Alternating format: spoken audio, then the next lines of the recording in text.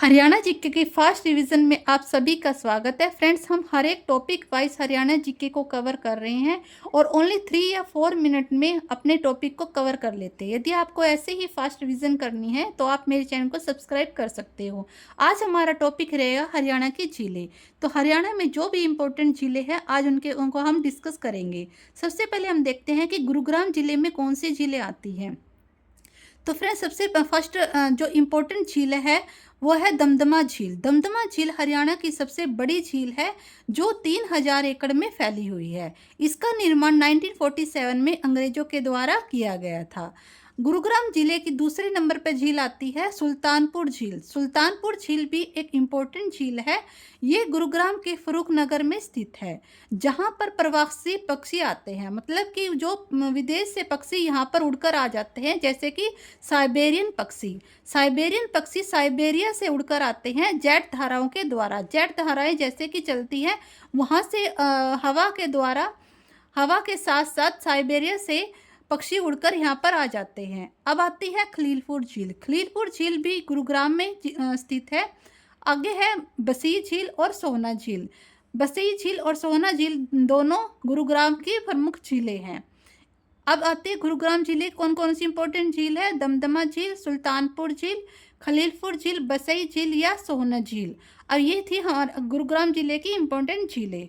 अब आता है फरीदाबाद जिले की इम्पोर्टेंट झीलें। फरीदाबाद में भी कुछ इंपॉर्टेंट झीलें हैं कि जैसे कि बड़खल झील बहुत इंपॉर्टेंट है।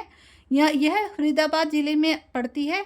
ये 204 एकड़ में फैली हुई है और ये NH 8 पर पड़ती है। NH 8 मतलब राष्ट्रीय राजमार्ग 8 पर यह स्थित है, जिसका निर्माण 1947 में किया गया था।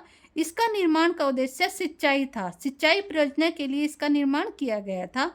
सेकंड है इसकी सूरजकुंड झील। इसका निर्माण 11वीं शताब्दी में राजा सूरजमल तोमर के द्वारा किया गया था और ये उगते हुए सूरज के लिए प्रसिद्ध मानी जाती है। आगे आती है फरीदाबाद जिले की धोद झील, मयूर झील और अनंगपाल झील।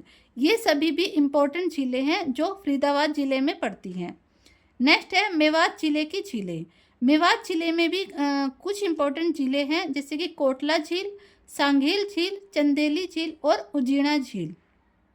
ये सभी मेवात जिले में पड़ती है। अब आगे आती है टिक्करताल झील पंचकुला जिले में है। नेक्स्ट है बिदक्यार झील है कैथल जिले में। टिक्करताल है पंचकुला में और बिदक्यार है कैथल में। आगे है सनहित झील पड़ती है कुरुक्षेत्र जिले में। नेक्स्ट है हमारी इम्पोर्टेंट झील डबचिक झील होडल में पड़ती है, जो कि पलवल जिले में आता है। नेक्स्ट है कर्ण झील, जो कि करनाल की एक इम्पोर्टेंट झील है। ये कर्ण लेक के नाम से प्रसिद्ध है। आगे आती है बुलबुल झील या बीवीपुर झील, जो कि जींद जिले की प्रसिद्ध झील है। आगे है तिलियार झील रोहतक जिले में पड़ती है। यह 132 एकड़ में फैली हुई है और ये NH 10 पर पड़ती है। आगे आती है ब्लू बर्ड झील और ब्लैक बर्ड झील। ये दोनों अलग अलग झीलें हैं जो हिसार की प्रमुख झीलें हैं। आगे है चिल्ली झील है फतेहाबाद की, जो फतेहाबाद जिले में पड़ती है। आगे है शोभा सागर झील है नारनौल में, जो कि महेंद्रगढ़ जिले में पड़ता है। ये थी हमारे हरियाणा राज्य की प्रमुख झीलें, जहाँ से हर एग्जाम में क्वेश्चंस आते हैं।